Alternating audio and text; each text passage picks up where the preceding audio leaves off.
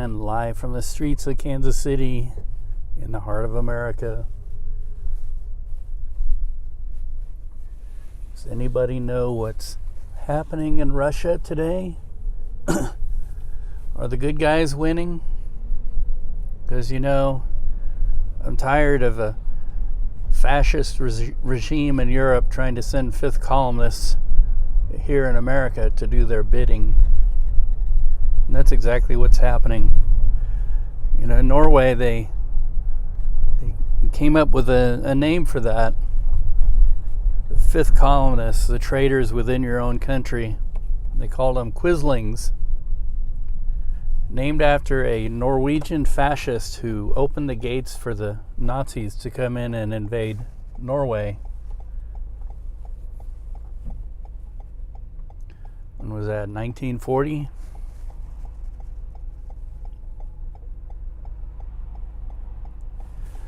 And we have the same here going on right now. There's people who are so intolerant and hateful that they would rather kill Americans and join America's enemies and wrap it all up nicely and neatly in the American flag. Well, no thanks. It's you're not representing us in that flag. No, it's not your flag. You say your flag is a red, white, and blue flag, but it ain't ours. I'm quoting one of my favorite songs from the early 90s. What's it? It's by the band The Bottle Rockets.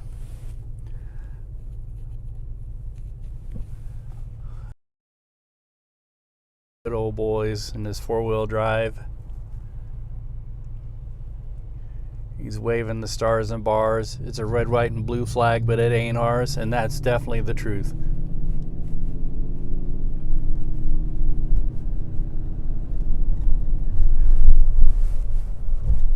I like the line. Several lines in the song. If being a rebel ain't no big deal, what if someone owned your ass? How would you feel?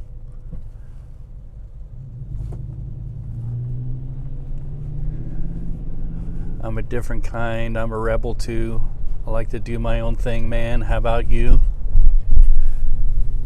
Some really good lines in that song from a band from Eastern Missouri. Back when they kind of invented a new genre of music called Americana. Before religious nuts tried to take it over and turn it all into like a warped version of family values. The kind of family values like anybody that's different from us. Not my kind of family values. Oh, it's cold. Today it's 30 degrees according to the car thermometer, and I got a little snowflake on my dashboard, which is a car computer telling me that it's below freezing. Beware.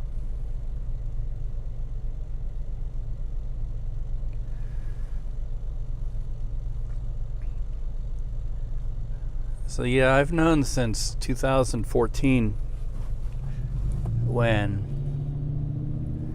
I watched the Russians invade eastern Ukraine just because they didn't want to play the fascist game anymore. They didn't want to bow down and kiss Putin's ass. And at that time, I was like, we need to beware, There's a saying that goes, the Russians invade in August.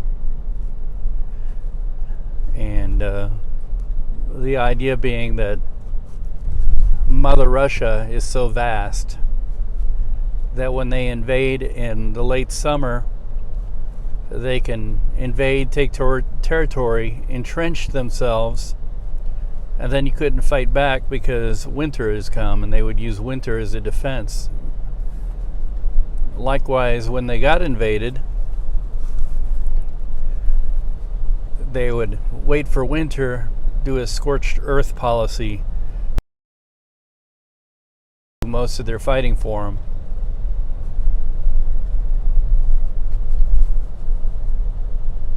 Napoleon learned that the hard way, and then Hitler learned that the hard way.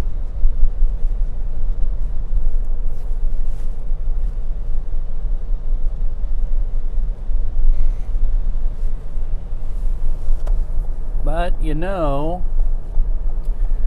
how does a strategy like that work when you're talking about a global war where the machines we have aren't super reliant on fair weather, and we have all-weather radar, we have night fighting capabilities, we have the ability to reach any target anywhere in the world, usually within seconds, if not minutes.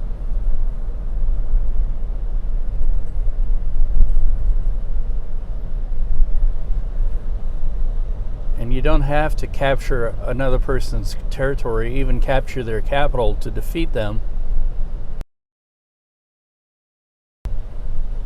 But I don't even want to imagine it, because war is so horrible. We need to think about not war, because I don't think Americans have any kind of grudge against Russians. Matter of fact, many people don't know this.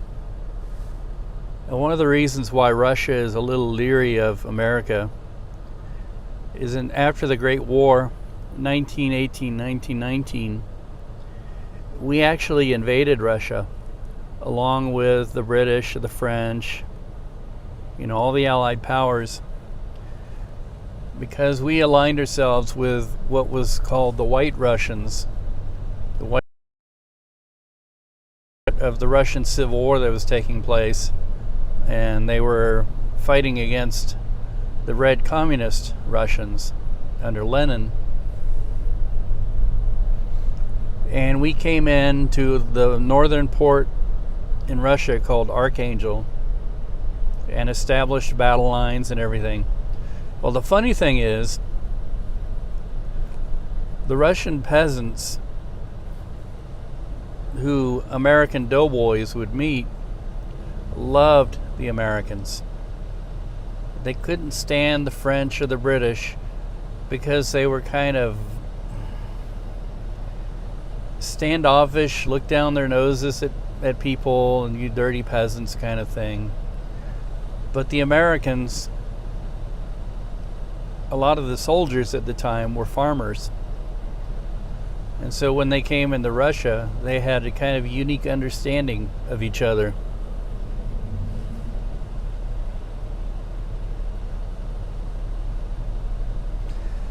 At least that's what I read in a book. I can't even remember how long ago or what it was called when I read it, but yeah, I read a book about the disastrous Allied invasion of Russia. I believe we invaded Archangel, but we also invaded in the east. And so of us, anybody who's invaded Russia,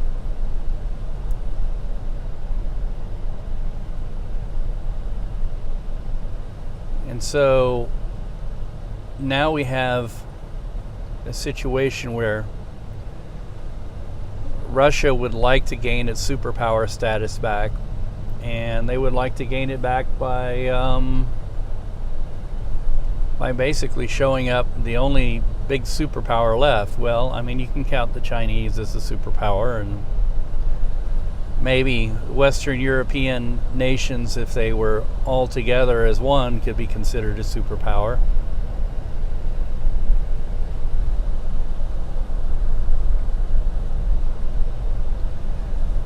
And, I know a person, he's a retired colonel, he's a friend of mine, and he's a Russian expert. And, we've had a few interesting conversations. And this man is very, very smart. He knows he could probably pass as a Russian. He's army trained and everything. Matter of fact, when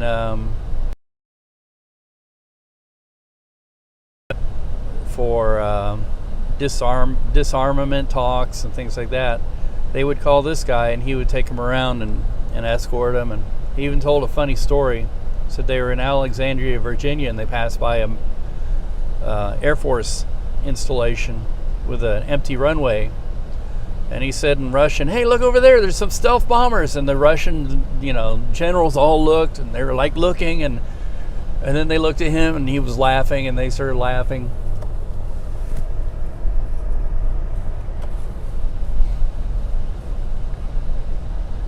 So yeah, as peoples, we have nothing really against each other and nothing really to fight against each other. Russian people have been kind of cooped up within their borders for so long, and now they've gotten something they've never really had before, a middle class, and at least until the oligarchs steal all the money. And they can travel. When we went to Europe in, when was it, 2015, we met Russians traveling. We met a lot of Chinese. But we met some Russians traveling. I wish I could say that the experience was a nice one, but it wasn't. Because apparently the Russians we met weren't very nice. But I don't want to assume that about a people. I assume that most people are like people everywhere, and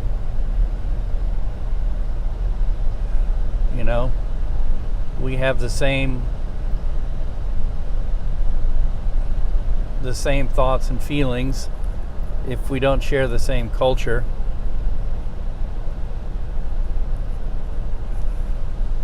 And Russia has always had kind of this mysterious,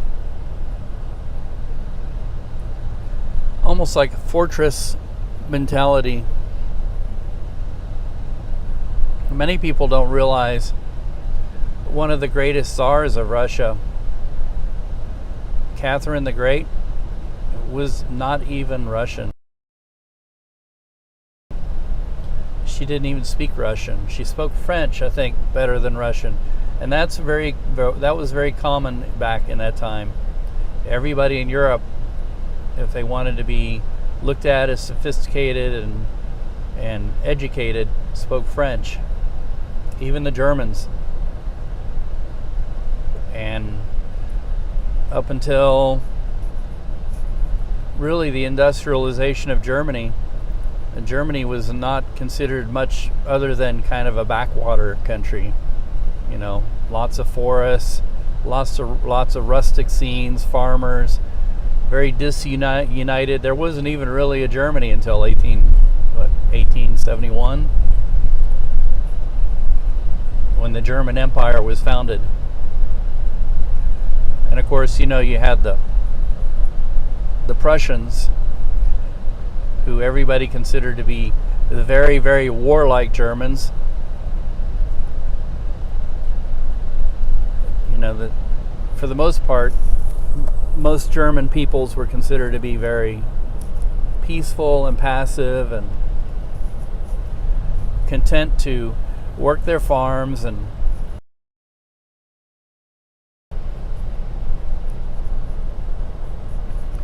to the east of there, you have the Slavic peoples, Poles, Czechs,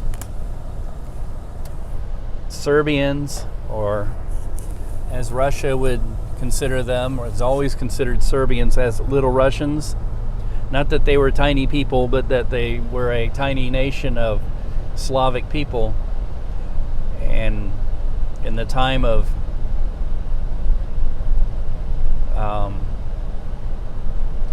nationalism, late 1800s into the 20th century, people were thinking about their greater influence that they would have, the greater empire. Like the Russians were thinking we would unite all the Slavs under the Russian flag, and of course, unfortunately, the Russians were underneath a Tsar, which Tsar is a Russian word for Caesar, and in Germany you have a German word for Caesar. Matter of fact, Germany was a disunited nation, spent a great deal of its history, probably over 1,000 years, I think, under a thing called the Holy Roman Empire, which was neither holy nor Roman. A bunch of tiny little city-states that were pretty much, they would loosely elect their king or their emperor, and then they wouldn't listen to him. They would do their own thing. So, history is pretty interesting to think about, talk about for some people. And then there's other people who just think, oh, this is boring, I don't want to hear it. What about them Bears? Or how about them Chiefs? Or maybe it's the Buccaneers. I'm like, I don't know.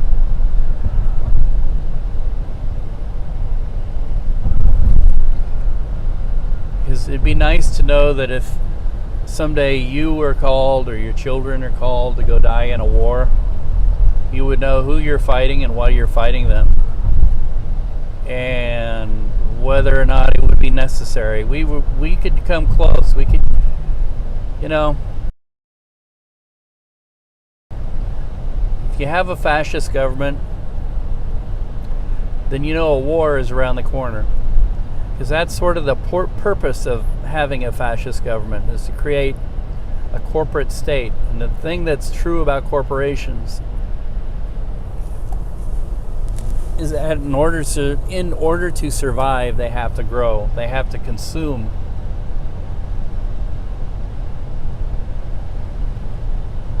Maybe it's more accurate to call it the carnivorous state. The Nazis in World War II were looking for Lebensraum, or living space.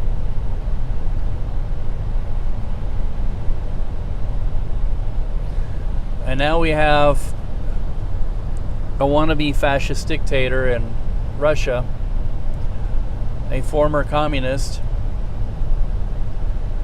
and he wants to create Lebensraum for the Russians. And they think maybe Chicago would do. Maybe a warm water port. New Orleans is a good one.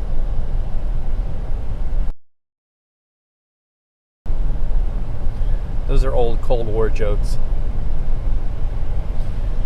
But then, there's some phrases you have to become familiar with from World War II that I think would be applicable today. Like the people who and kill and assassinate elected officials in Washington. You could just call them the fifth columnists. And the story behind the fifth column is that Hitler announced that when he was going to invade a country, he already had in place a fifth column of soldiers.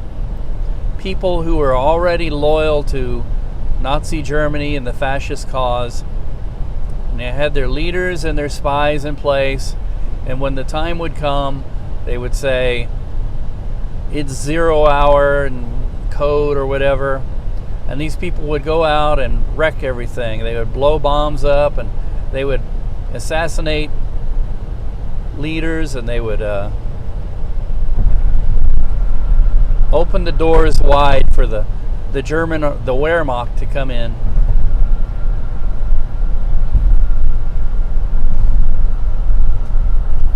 And when they said that, there was this peaceful country to the north, a Germanic people, and Germany had no problem with the Germanic peoples. They kind of considered it like the Dutch and the the Low Countries like Belgium, they considered those to be already parts of Germany because they had a sizable German population. The last bit of appeasement that Chamberlain did for Germany was gave them parts of Czechoslovakia, because the argument was there's so many Germans living there. A lot of people don't know or realize too that at the end of World War II, there was one last bit of genocide that had to happen. One had to cleanse the land of ethnic peoples so that they would never come up against us again. And that was actually against the Germans. If you look at a map of Germany as it is today, there is a river called the Oder, O-D-E-R, and east of that river there's no more Germany. But if you look at a map before World War II, Germany, there were big parts of Germany east of that river. Well, the Russians, when they came in, they drew a line.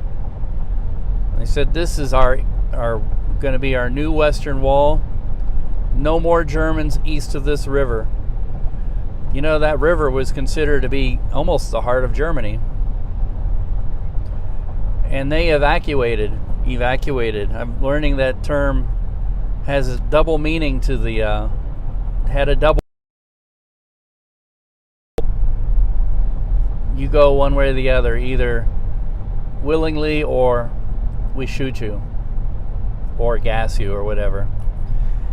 They did that to the Germans after World War II, and nobody talks about it because the Germans were the bad guys.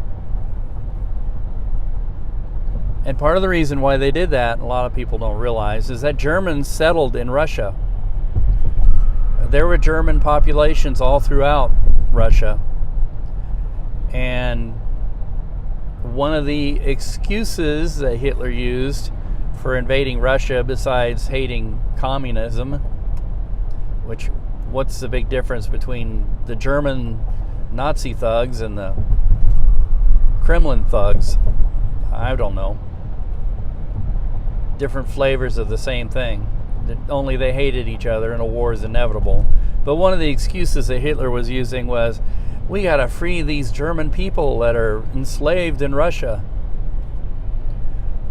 You know, but if you look at history, the German people who were in Russia were there of their own free will. They were not enslaved. So yeah, we have outright Nazis, white supremacists, neo-Confederates, extreme right-wing people who, if they can't have their way in this country, or any ally they can find. When the Confederates were fighting the Union so that they could keep their slaves in the Second War, which was basically over slavery, they were wooing European powers. They said, come on over here and see what our operation is about, and support us against the Yankee tyrants. You know you want to, because you guys have fought. And the British would come over, and the French would look at it and they go, no, slavery is so first part of the 19th century, we don't want to have anything to do with it. And if you want to have slaves, good luck to you. If you free your slaves, maybe we'll support your cause. But we're not going to support a cause that's all about enslavement of other people. Even though a lot of these powers were also the colonial powers, and in one way or the other, they were enslaving people too.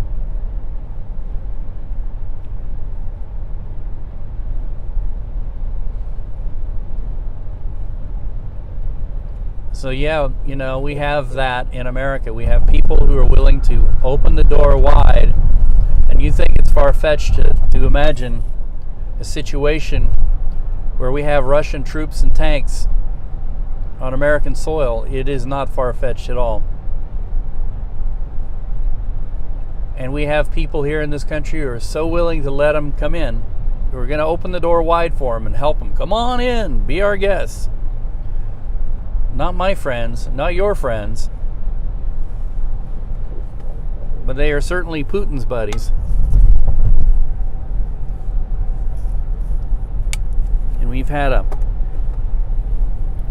administration where the rumors are circulating, and where there's smoke, there's most probably fire in this.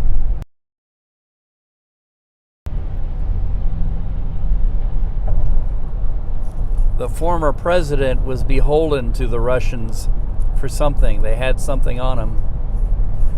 Good morning from Nash, North Carolina. It's overcast and chilly. Oh, thank you. We visited North Carolina when 2014. I love that. We of course went to visit the Biltmore first, but we drove all the way across North Carolina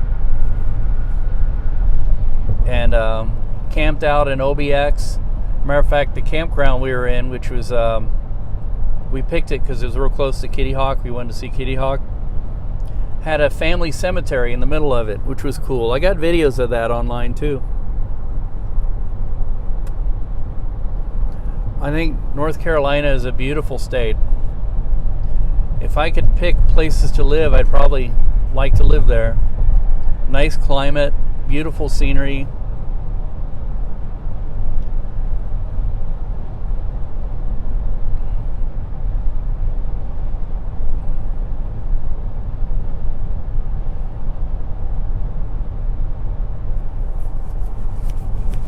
Trying to think, what was the college campus we visited? See, I'm somebody who's done a little bit of traveling. I used to live in the South. I lived in on the Mississippi Gulf Coast when I was a kid.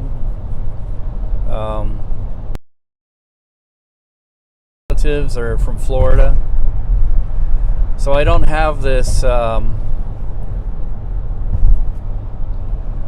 Ooh, the South is scary and bad. I mean, I've met a lot of people from the South that I really like. There used to be a band that would come up here and play in Kansas City. I'm trying to think of what town they're from.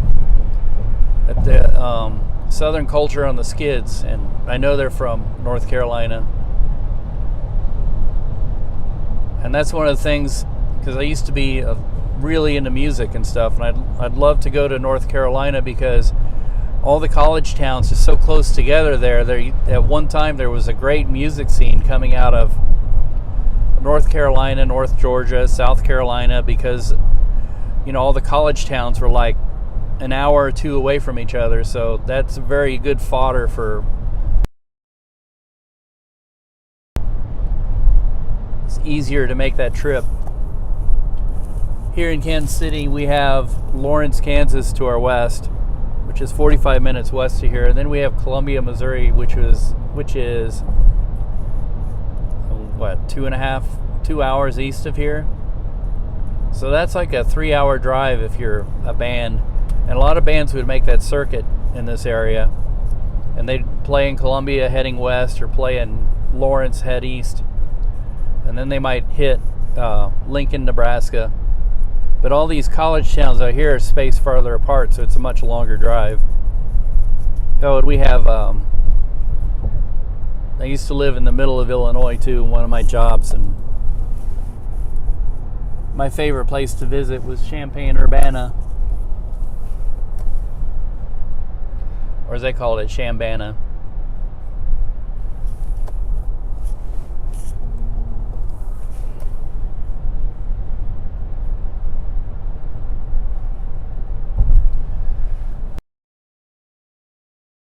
Super offended when I see,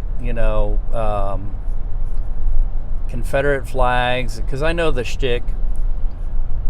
But just because you have one doesn't mean that you're instantly a racist or a bigot. That was growing up in the South. Matter of fact, my elementary school was Beauvoir Elementary in Biloxi, Mississippi. Beauvoir was Jefferson Davis's home that he retired in, and he had a now what do you have? You know, that when I was in Cub Scouts and in elementary school, that they arranged each group arranged at least one tour of Jefferson Davis's home, but it didn't have the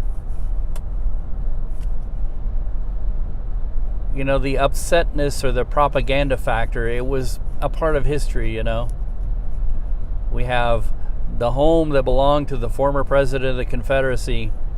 We go and visit it, and they would talk about what life was like in the antebellum era and after the Civil War. And, Jefferson Davis had children, and, a lot of his children died, just like a lot of people did back in the 1800s. So I'm not somebody who's going to be like, oh my God, that guy's got a Confederate flag, burn him. I mean, earlier when I was talking about the Bottle Rocket song, Wave That Flag. I love that song, by the way. To me, that's about the people who love to put the flag up in the air, and it really does represent something stupid for them. To me, it represents history and heritage and understanding. It doesn't mean that I would, if the Civil War were happening today, I'd want to put gray on, or even I'd want to put blue on. I wouldn't want to put either on. The Civil War was horrible. And it was even worse here in Missouri because there weren't big armies roaming around. So the Civil War in Missouri was more about, hey, your neighbor over there is supporting the other side. Let's go pay him a visit and burn him down, and hang him from a tree. And that, to me, that kind of partisan stuff is worse than, having armies marching around and front lines and in battles. Because when the battle is over, a new reality sets in, Well, you got these people, and hey, these people that are wearing blue, they're not much different than us. Or these people that are wearing gray. So what are we fighting for? Other than, the cause of slavery.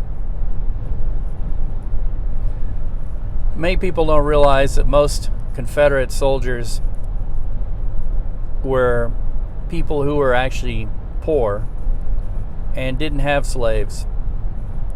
And, there's a guy out of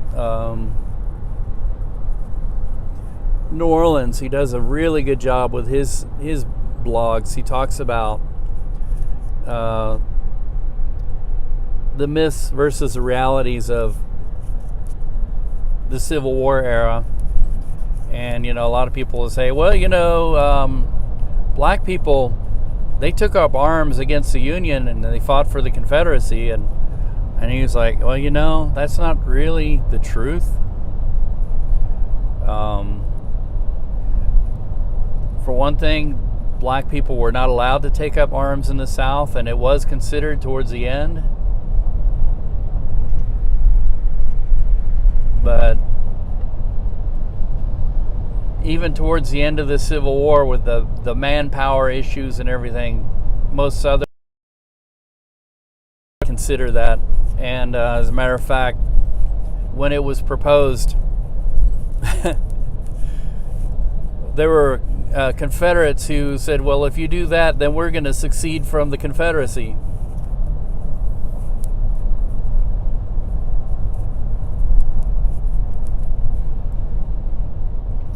Which the Confederacy is like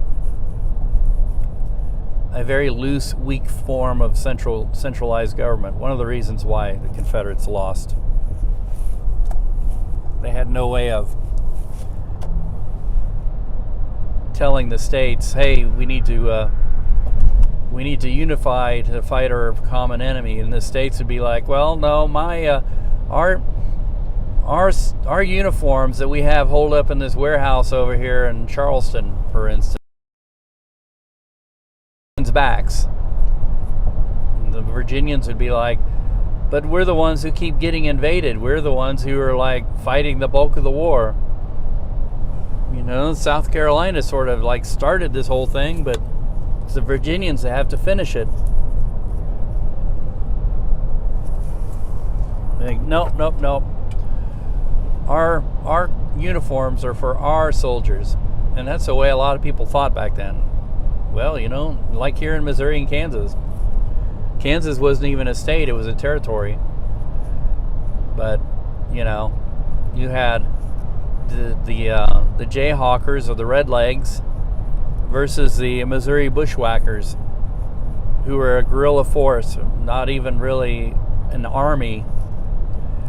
And the Jayhawks became part of the Union Army only begrudgingly. As a matter of fact, regular Union soldiers did not like Jayhawks at all because they were too they were apt to commit atrocities. And then years later, after the Civil War was over, I think even in Lawrence, Kansas, there's a picture in the Watkins Museum there of the former Jayhawks and the former Confederate partisans from Missouri having a reunion and getting together and shaking hands and being friends. And that's true of Gettysburg too. Every year after the Civil War, they would have reunions, and the former Southern soldiers and the Northern soldiers would get together and talk about old times and how they all tried to kill each other, and aren't we glad we don't have to do that now? But some people romanticize that, and they think they're going to do something great, and they're not. They're not doing anything great. If the slogan was "Make America Great Again," invading the capital is not making anything great. It's making Russia great. Not really. Russians don't even want to have anything to do with it. But they would certainly like a weaker United States so that they could do what they want in other parts of the world. And to go along with that, and one of the things that I'm not very happy with the Democrats about, or American foreign policy, is we have been wholesale abandoning vast parts of the world because we don't want to invest in it. We don't want to get involved in wars overseas. We don't want to do this. We don't want to do that. And so we're consigning it over to other powers. Like, my wife is from the Philippines, and now there's a wannabe dictator running the Philippines, a friend of the Marcoses, if you know who the Marcoses are, a former dictator who used to run the country. And he really does not like Americans. And I would say he doesn't like Chinese very much either, except that in the Philippines, a lot of people have Chinese ancestry, a lot of Chinese names, and the Chinese are investing in the Philippines. There's big projects going on right now, bridges and stuff. Philippines is like a wide open, untapped market. And we had a little bit more foresight, could see beyond next quarter's bottom line, like way into the future. It would behoove us to invest in that country to help them build their infrastructure. Because, you know, the Philippines could become a huge economic powerhouse in the world. Very centrally located. Our I can't say the word group of islands in the Central Pacific, a crossroads of commerce, a very highly motivated, well-educated population. They just don't have the best infrastructure, being a third world country. Well, you know what? Korea was a third world country too. Now they are an economic powerhouse. You know, one time we kind of looked down our noses at Japan, and look at the wonders that the Pacific War, which we know as World War II. But the Chinese know. They're investing all over the place, and they're spreading their ideology. And if we expect to compete or to fight against it, we can't shrink back into being isolationist. Because if we do that, yeah, expect a civil war here, expect a world war here. You know, for our own defensive purposes, we have to invest in the world.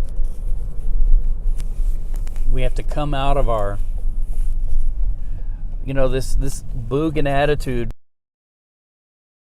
We care about other people. We got starving people here in the United States. Well, you know, big part of the reason why we have starving people in the United States is because we have certain things like racism in the United States. And that extends outwards to our foreign policy, where we just don't care about anybody else. It's only about us.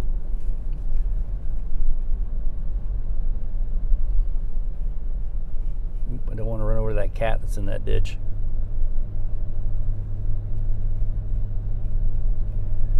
So yeah, we need to be aware that this is going on. You know, in Libya, we kind of had like a very weak foreign policy, and the disaster that came out of that. You know, there's a big difference between trying to help people out in the world and making a good name for yourself and being a colonizer and invader. And I'm not suggesting we need to colonize or invade other people. I am suggesting we need to look outwardly and invest in the world economy. Well, I am almost to my destination. That means I gotta end my little rant here. Oh boy. So thanks for watching, and please like, subscribe, and click that bell icon for updates of when I'm live or posting a video.